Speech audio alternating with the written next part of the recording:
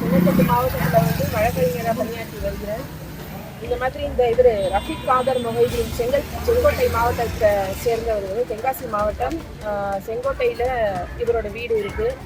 இவர் வந்து என்ன செய்கிறாருன்னா, டிஎம்கேல எனக்கு வந்து எல்லாரையும் தெரியும், கலைஞர் கூட நான் இருந்திருக்கேன், கலைஞர் இருக்கும்போதே அவங்க ஃபேமிலியே என்னை வந்து எல்லாருக்கும் தெரியும் அப்படின்னு சொல்லி ஒரு டிஎம்கேல இருக்கிற பெரிய பெரிய பிரமுகர் அவங்களோட இருக்கிற புகைப்படத்தெல்லாம் என்னோட கணவரோட வாட்ஸ்அப் செயலிக்கு அனுப்பி, இந்த மாதிரி நான் வந்து உங்களுக்கு என்ன வேலை வேணாலும் செஞ்சு தரேன் அப்படின்னு சொல்லியிருக்காரு.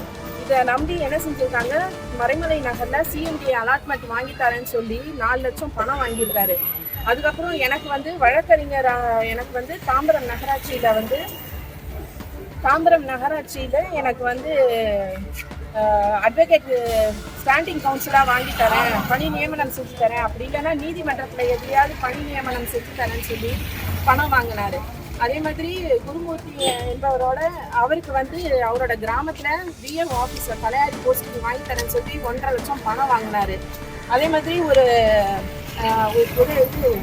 உடற்பயிற்சி ஆசிரியர், அவருக்கு வந்து ஒழுங்கு நடவடிக்கை பெண்டிங்கில் இருந்தது, அந்த நடவடிக்கையை வந்து நான் கிளியர் பண்ணி தரேன்னு சொல்லி அதுக்கும் பணம் வாங்கினாரு. அவரே தான் எங்களுக்கு வந்து அக்கௌண்ட் நம்பர் ஆஃபீஸ்லேருந்து பேங்க் அவர் தான் எங்களுக்கு அனுப்பி விட்டார். நாங்கள் ஏதாவது கேட்டால் இந்த மாதிரி நான் இவங்க கூட இருக்கேன் அவங்க கூட இருக்கேன்னு சொல்லி எல்லா ஃபோட்டோஸை வந்து எங்களுக்கு அனுப்பி, நான் இந்த இடத்துல இருக்கேன் அந்த இடத்துல இருக்கேன், இது நாங்கள் வந்து பணம் போட்டு விட்டதுக்கான ப்ரூஃபு. இந்த மாதிரி எங்களுக்கு வந்து சபாநாயகர் அப்பாவை தெரியும், அவரை தெரியும், இவரை தெரியும் சொல்லி சிவபத்மநாபனை தெரியும் அப்படின்னு சொல்லி எங்களை வந்து வேலை வாங்கி தரேன், இடத்த வந்து ஒதுக்கீடு செஞ்சு தரேன்னு சொல்லி பணம் வந்து ஒரு 10 லட்சம் கிட்ட ஏமாத்திட்டாரு. அவரோட மகன் வந்து வழக்கறிஞரா வந்து சென்னை உயர்நீதிமன்றத்துல ஜூனியரா பிராக்டிஸ் பண்ணிட்டு இருக்காரு. அவங்க மனைவியும் வந்து டிஎம்கேல ஏதோ வார்டு மெம்பரோ ஏதோ தான் சொல்றாங்க. ஆனா இது வந்து எந்த போஸ்டிங்ல இருக்காரு அப்படின்னா எங்களுக்கு எந்த தகவலுமே எங்களுக்கு தெரியாது. பட் ஆனா வந்து டிஎம்கேல இருக்கேன், நான் சொன்னா எல்லாமே டிஎம்கேல வந்து உடனே செஞ்சிருவாங்க அப்படின்னு சொல்லி எங்களை ஏமாற்றி, ஏதாவது கேட்டோன்னா நாங்கள் அங்கே இருக்கேன் இங்கே இருக்கேன்னு சொல்லி எங்களை ஏமாற்றி இப்போ வந்து என்ன சொல்கிறாருன்னா, நாங்கள் பணத்தை திருப்பி கொடுங்கன்னு கேட்டதுக்கு, நான் என்கிட்டேருந்து வந்து ₹1 கூட வாங்க முடியாது, உங்களால் முடிஞ்சதை பார்த்துக்கோங்க, நீ வந்து அட்வொகேட்டாக இருந்தால் என்ன எங்களுக்கு என்ன வந்தது, நான் வந்து கோர்ட்லேயே வந்து நான் வேலையை நான் முடிச்சிடுவேன் அப்படின்னு சொல்லி எங்களை உங்களெல்லாம் காலி பண்ணுறதுக்கு எனக்கு 5 நிமிஷம் ஆகாதுன்னு சொல்லி அவர் கட்சி பேரை உபயோகித்து எங்களை வந்து மிரட்டுறாரு.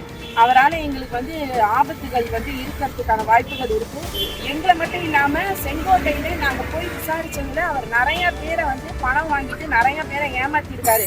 ஒரு இடத்தோட டாக்குமெண்ட்டை வச்சு 10 பேர்கிட்ட பணம் வாங்கியிருக்காரு. ஒரு இடத்துக்கு வந்து ஒரு 4 டாக்குமெண்ட் இருக்குன்னா அந்த 4 டாக்குமெண்ட்டை ஒவ்வொருத்தையும் கொடுத்து 10 லட்சம் பணத்தை வாங்கி அந்த இடத்த வந்து வில்லங்கமாக்கி அதை வந்து அவர் பேருக்கு மாற்றி வச்சிருக்காரு. அந்த மாதிரி நிறைய இடம் அந்த மாதிரி வந்து செங்கோட்டை தாலுக்கால நிறைய விஷயம் பண்ணி வச்சிருக்காரு. அவர் மேல நிறைய புகார்கள் இருக்கிறதாவும் சொல்றாங்க. அங்க போய் விசாரிச்சோன்னே தான் எங்களுக்கு தெரியும்.